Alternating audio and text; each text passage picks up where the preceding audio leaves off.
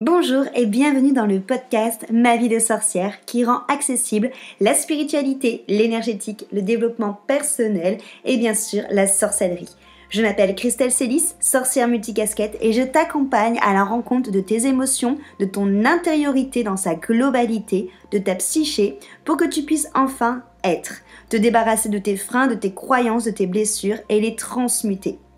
Ma mission est que tu trouves l'union avec tous les parts de toi, l'unité et l'harmonie intérieure et également avec le monde extérieur. Je te partage des sujets autour de réflexions, de pratiques magiques et d'outils de sorcière. Seul ou accompagné, je mets un point d'honneur à te créer des épisodes complets, ludiques et accessibles pour que, ensemble, nous incarnions notre sorcière moderne, sauvage et sacrée.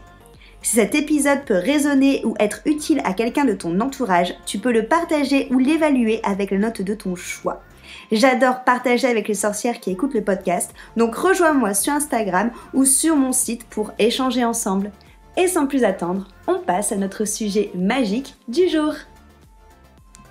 Et attends un petit instant, que tu sois débutante ou expérimentée, je viens de créer un pack de méditation à tout petit prix, 10 méditations pour 8 € parce que j'ai très envie que la méditation soit une manière de trouver le calme, de travailler sur soi, de s'apporter sérénité, d'apprendre à mieux se connaître d'une manière accessible à tous. Donc ces 10 méditations, tu en trouveras sur plein de thèmes différents. Il y a une méditation dans ce pack ancrage, il y a une méditation sérénité, il y a une méditation lâcher prise, une méditation apprendre à connaître sa psyché, il y a une méditation également pour se connecter au cœur, se connecter aux éléments, bref, 10 méditations différentes dans ce pack pour créer ta trousse à pharmacie magique et holistique. Voilà, simple d'utilisation tout simplement. Tu la télécharges, tu as accès à la plateforme où elles sont toutes dessus, tu n'as plus qu'à mettre tes écouteurs, la plateforme est disponible de ton téléphone, de ta tablette ou de ton ordinateur et ça te permet de pouvoir méditer seul, en collectif, dans les transports en commun, devant ton hôtel, une fois par jour, 2 fois par jour. Peu importe, ça te permet de créer ta routine méditation, pourquoi pas de même reconnecter peut-être avec cette routine ou même de venir la rendre peut-être un petit peu plus régulière.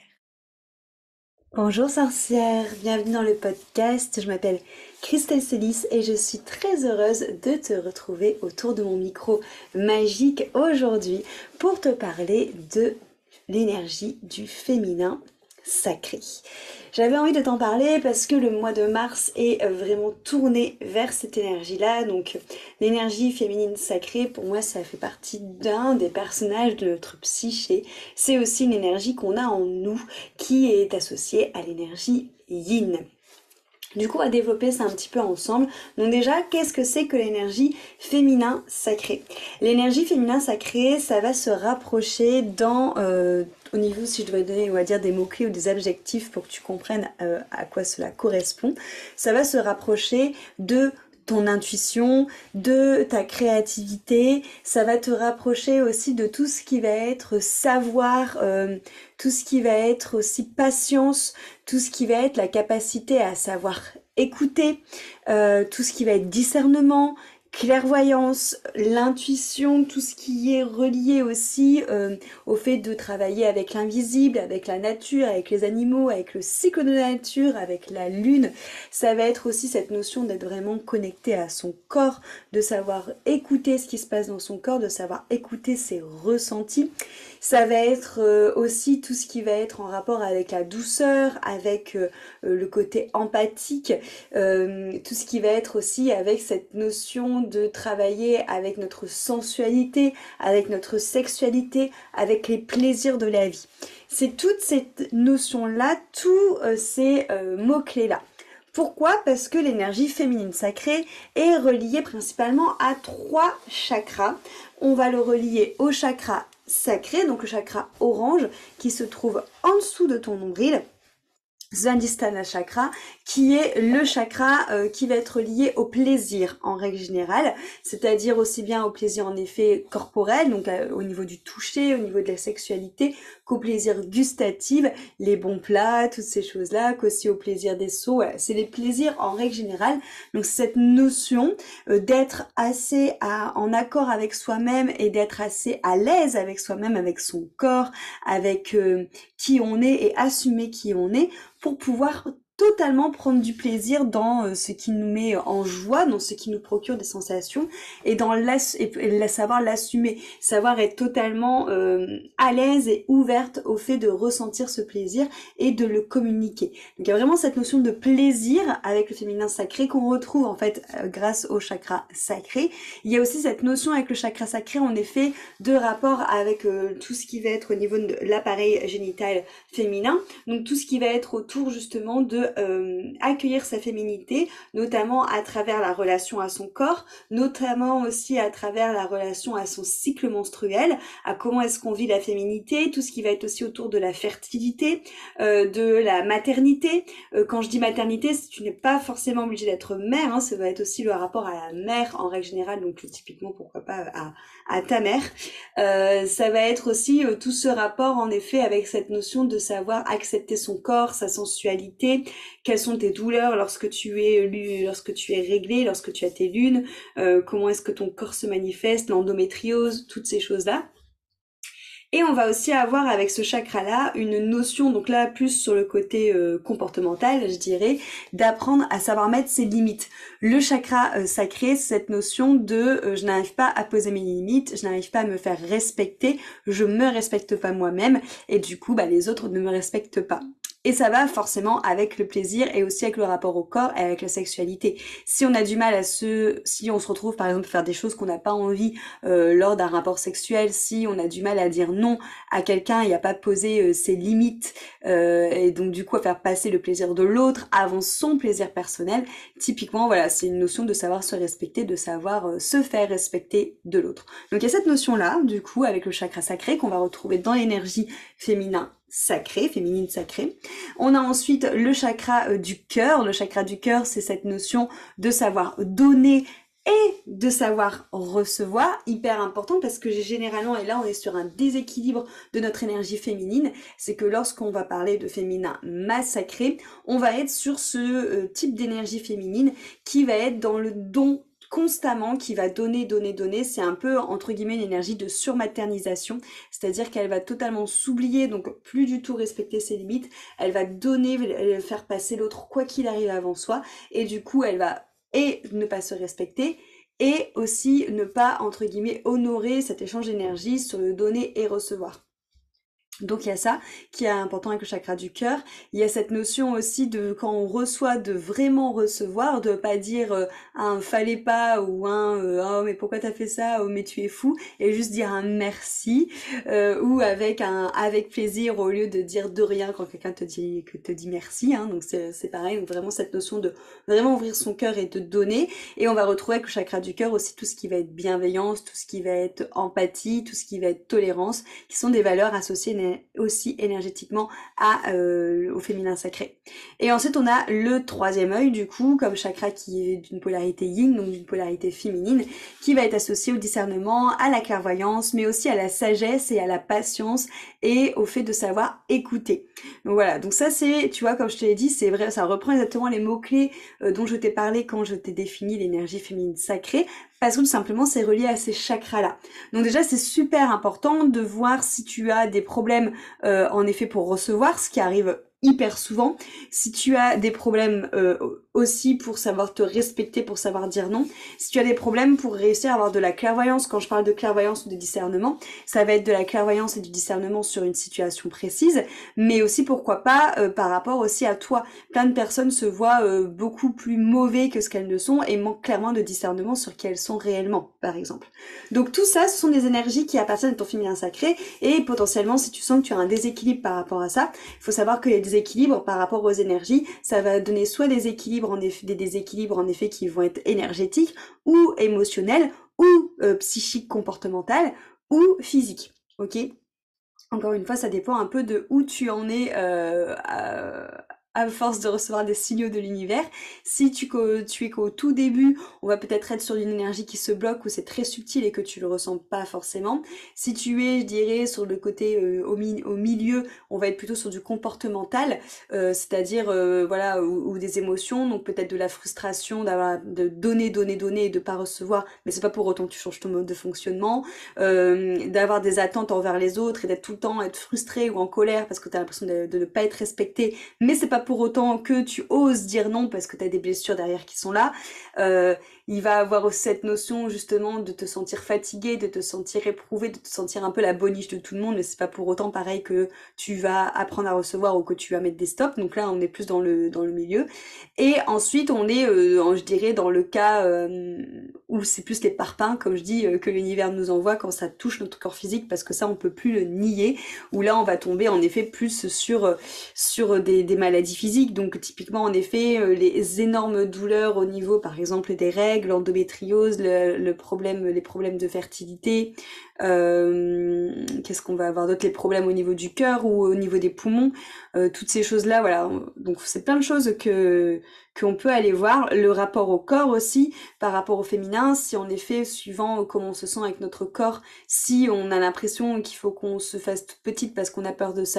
faire agresser, du coup on va plus aussi tomber sur de l'amaigrissement, ou au contraire si on sent qu'il faut qu'on se protège par exemple inconsciemment de quelque chose ou de l'homme ou je ne sais quoi, on va chercher au contraire à prendre du poids, ou c'est inconscient, ou c'est le corps qui va en prendre ou en stocker tout seul. Bref, il y a plein de choses qui peuvent se cacher dans cette énergie féminine. Donc comme tu l'auras compris, on a l'énergie féminine sacrée, l'énergie féminine massacrée. Donc l'énergie féminine sacrée, c'est quoi? C'est ce qu'on appelait tout simplement les sorcières à l'époque. Donc ce sont des femmes qui vivent très bien toutes seules, qui sont autonomes, qui sont indépendantes. À l'époque, c'était des femmes qui préféraient vivre dans la forêt seules, au milieu des bois, dans la nature, plutôt que de se conforter à une civilisation et à rentrer dans le moule. Ce sont des femmes surtout qui sont vraiment en harmonie avec leur corps, qui aiment leur corps, qui le chérissent, qui ont zéro tabou, qui ont zéro complexe, qui vivent pleinement leur sensualité et leur sexualité. Ce sont des femmes qui sont connectées à leur magie, à leur intuition, à leur clairvoyance, à leur ressenti, et qui savent dire non, qui savent s'assumer, prendre leur place et savoir donner autant que recevoir. On n'est pas du tout dans un rôle justement entre guillemets de martyr, de soumission ou de ça c'est un martyr, je me dévoue totalement à ma famille ou à mes enfants ou à l'autre pour le servir. Il n'y a pas de syndrome de l'infirmière, il n'y a pas de syndrome de la sauveuse ou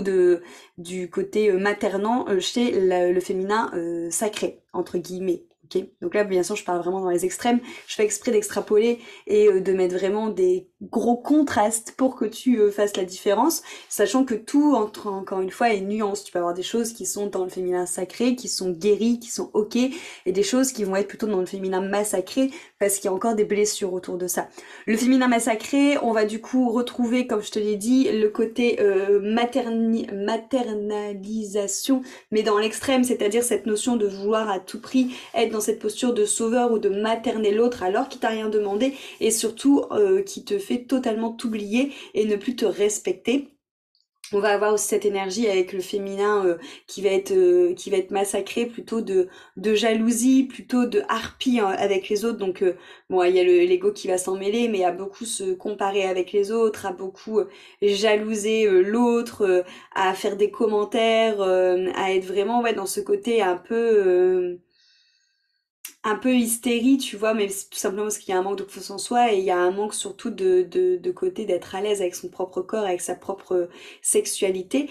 Justement, hein, après tout ce qui va être le côté très fermé ou il est très prude. Alors c'est bien d'être prude, mais moi c'est bien d'être prude, ça je m'en fous, mais c'est cette notion de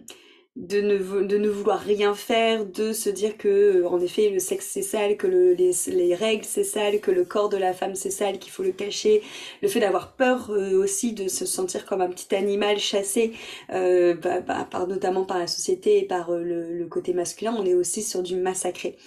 Généralement, et c'est pour ça que je voulais en parler aujourd'hui, généralement lorsque on est dans le féminin massacré, il y a beaucoup de mémoire due à notre lignée, parce que l'énergie féminine a énormément souffert.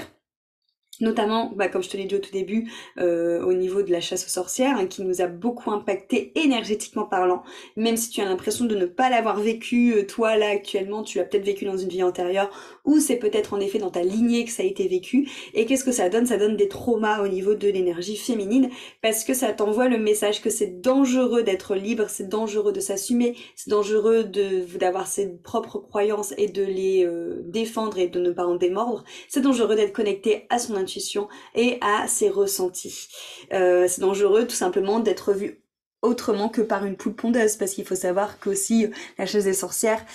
au-delà du fait que la puissance du savoir ancestral que les femmes possédaient par rapport justement à la nature, par rapport à tous les pouvoirs de la nature, au cycle de la nature, qui était un danger parce que en effet l'Église ne le comprenait pas, et surtout l'Église voulait faire mettre sa propre vérité en étant la seule vérité. Donc il y a eu ça, et il y a eu aussi la notion que du coup la femme a été méga sexualisée, et que à part la voir comme une génitrice, une mère d'enfants, elle était bonne à rien. Donc l'homme pouvait se taper plusieurs femmes, mais si la femme le faisait, là, oh mon Dieu, sacrilège. Voilà, de toute façon, on en est toujours au même, hein, c'est toujours mieux vu d'être traité de salaud que de salope, hein, ça vient typiquement de là. Et donc du coup, la femme était brûlée pour ça, ou si tu étais ménopausée, ou tout simplement que tu ne pouvais pas avoir d'enfant, tu ne servais donc à rien, et donc tu étais aussi brûlée pour ça. Ou tout simplement, si le mec voulait aller voir ailleurs et que tu étais trop emmerdante, il te faisait brûler aussi, c'était plus simple. Donc il y a vraiment cette notion, tu vois, toutes ces peurs-là vont vraiment nous amener dans notre féminin massacré. Le fait peut-être d'accepter des choses que tu n'aurais pas acceptées normalement. Le fait peut-être de ne pas être assez respectueuse de ton propre corps, et de peut-être parfois accepter des choses sexuellement ou avec l'autre qui ne te vont pas, mais que tu passes au-dessus, ça va venir de là. Le fait d'avoir peur de parler de tes intuitions, de parler de ta pratique de magie, ça va venir de là aussi. Il y a plein de traumas, et là je parle de traumas historiques, hein, sur nos lignées, mais il y a aussi des traumas personnels, c'est-à-dire que moi, la première, lorsque j'accompagne des femmes, que ce soit individuellement ou dans les immersions, quand elles se mettent à échanger entre elles, on se rend compte finalement, quand on fait des liens, que par exemple, telle patiente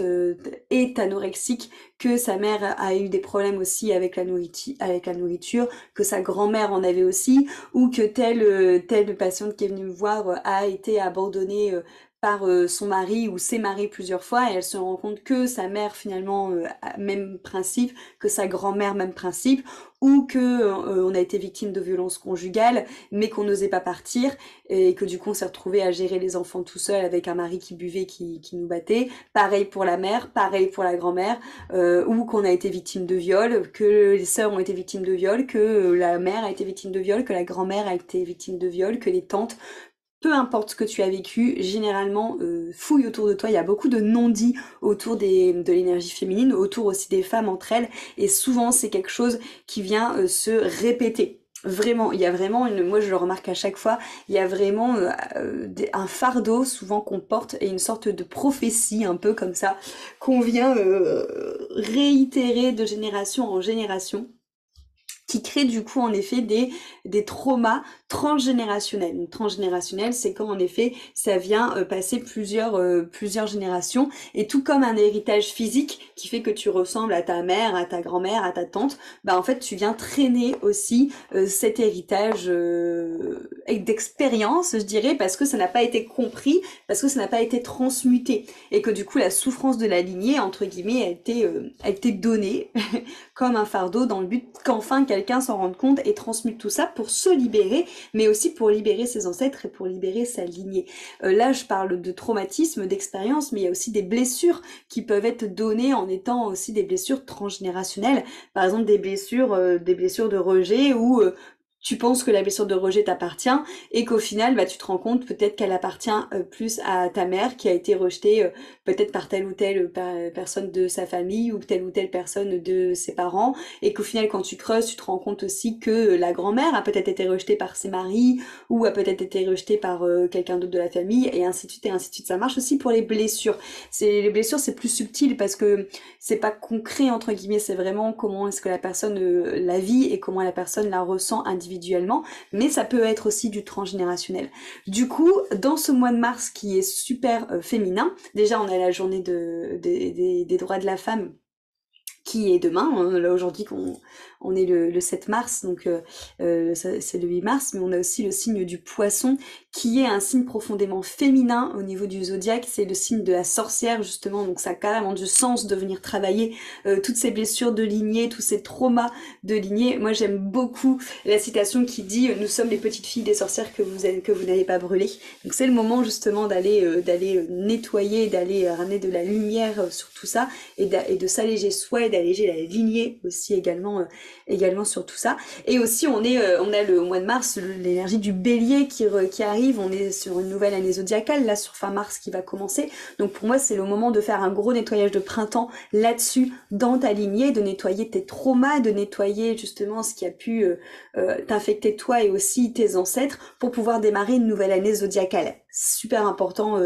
c'est super important également, et c'est surtout en plus que le bélier c'est une énergie lui d'action, donc c'est cette notion de allez, je te donne le courage, c'est vraiment ça le message du bélier, hein. Je te donne le courage pour pouvoir passer à l'action, et là en l'occurrence c'est te donner le courage pour aller nettoyer toutes les traumas, toutes les mémoires ancestrales sur toi et sur ta lignée. Donc voilà, quelle est mon invitation du mois de mars, et ça je t'invite à le faire grâce à l'immersion du mois de mars, qui est l'immersion Crone. Alors qu'est-ce que c'est Crone? Crone c'est justement à l'époque des sorcières, c'était la femme qui était la plus vénérée dans la société. Donc je te parle ça avant l'Inquisition, hein, donc vraiment c'était la femme qui était la plus sage. En fait, il y a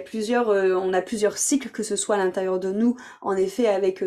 notre cycle menstruel, mais aussi dans l'âge de la femme. On a la Crone qui arrive en dernier, qui va être associée à cette femme qui a acquis de la sagesse, qui a acquis de l'expérience, qui sait quelles sont ses intuitions et qui sait les écouter, et qui a surtout accès à tous les messages ancestrales, à tout le savoir ancestral, et Dieu sait comme il est riche, et à tous les messages des guides. Et du coup c'était vraiment une femme qui était très puissante par tout ce qu'elle pouvait canaliser, et qui avait un énorme pouvoir de guérison. Et donc l'immersion Crone, c'est vraiment de venir se connecter justement à cette énergie féminine, qui est en effet reliée à toute sa puissance de créativité, à toute cette puissance intuitive, à toute cette puissance, à cette sagesse qui nous dépasse, qui est ancestrale, qui est mystique, pour venir te guérir, pour venir guérir ta lignée. Donc l'énergie Crone, c'est cette notion de te connecter à ton énergie féminine sacrée, d'aller voir dans quel état elle est, qu'est-ce qui est sacré, qu'est-ce qui est massacré, de venir justement, grâce à un soin énergétique collectif, mettre en lumière les blessures de ton énergie féminine, pour les transmuter, pour les transformer, et aussi pour pouvoir te relier à cette énergie-là, parce qu'encore une fois, on est dans une société qui est très yang, on est dans une société qui nous demande d'être beaucoup dans le faire, qui est pas forcément dans cette notion d'être et de ressentir, mais dans une notion où on te demande d'être productif, ou d'avoir des to-do list, de faire un maximum de choses, d'être vraiment beaucoup aussi dans le côté je réfléchis, je cogite, et dans le côté justement force. On est beaucoup dans cette notion, même d'un point de vue au travail, tu vois, quand tu dois aller demander quelque chose où tu sens vraiment qu'il y a un rapport de force, ou qu'il n'y a pas forcément d'écoute ou d'empathie. Alors je fais des généralités, ça commence à changer, mais la société est patriarcale, donc forcément on est dans une énergie qui est beaucoup plus yang, et lorsque du coup on veut se connecter à notre énergie féminine, généralement on se rend compte que cette énergie féminine, elle en souffre, parce qu'elle est yin, et un yin c'est censé justement être la fleur qui s'épanouit, parce qu'elle a une énergie yang, soit à l'intérieur d'elle, mais généralement c'est aussi à l'extérieur, qui la soutient, qui la fait se sentir en sécurité, pour pouvoir s'épanouir, pour pouvoir développer sa créativité, pour pouvoir développer son intuition, pour pouvoir développer tout son potentiel, du coup qui est relié à toute cette sagesse. Sauf que généralement, en fait, on est tellement sollicité par du yang qu'on se met nous en yang pour pouvoir rentrer entre guillemets en guerre et faire valoir nos droits, et on met totalement notre énergie yin de côté. Ce qui fait que du coup l'énergie féminine souvent elle est totalement déconnectée, donc c'est important d'aller la voir au-delà de pouvoir identifier quelles sont les blessures et les traumas qu'elle a, tout simplement d'aller la revoir et de lui dire Et coucou! Et faire comprendre à ton énergie féminine qu'elle n'est pas obligée d'être une guerrière qui est là pour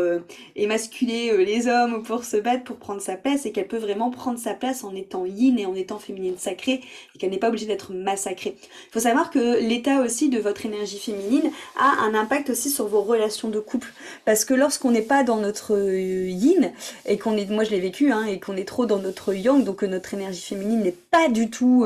respectée ou pas du tout honorée, on va être du coup souvent confronté à être soit avec un homme qui va être plutôt yin, et là en fait entre guillemets il y a un problème de polarité dans le couple, c'est-à-dire que au bout d'un moment, même si on a les deux énergies en nous, on s'est incarné dans un corps sexué pour expérimenter plus une énergie que l'autre, donc là il y a une notion de non-justesse, je dirais entre guillemets, par rapport à l'expérience que tu fais, ou tu vas tomber sur un partenaire qui va être yang, mais vraiment très yang, et là le masculin massacré, parce que l'idée c'est qu'il soit plus yang que toi pour rétablir justement l'équilibre. Donc je parle de côté homme, mais ça peut être aussi une femme, hein. Encore une fois, on sait qu'on n'a pas forcément nos énergies qui sont reliées à notre corps physique aussi, hein. Mais en tout cas, tu vas te retrouver face à une personnalité qui va être peut-être très yang, et où là, ça va en effet clasher, où souvent ça va devenir des relations avec de la toxicité, avec du mensonge, avec de la manipulation, avec des rapports de force aussi. Ou alors au contraire, tu peux être aussi quelqu'un de yin, mais d'être justement dans l'énergie féminine, cette fois-ci massacrée, donc peut-être avec une tendance à être un petit peu trop maternisante, ou un petit peu trop sauveuse, ou un petit peu trop infirmière, et du coup tu vas tomber sur une personnalité qui est encore plus yin que toi, et du coup qui va te demander, te forcer entre guillemets à te placer dans ton yang pour pouvoir pousser l'autre, pour pouvoir aider l'autre, pour pouvoir faire à la place de l'autre, pour pouvoir sauver l'autre tout simplement, et donc du coup être toi dans l'action pour pouvoir le tirer de ce côté yin qui peut être un peu nonchalant quand elle est déséquilibrée, hein, l'énergie féminine. Et du coup pareil, on est sur quelque chose du coup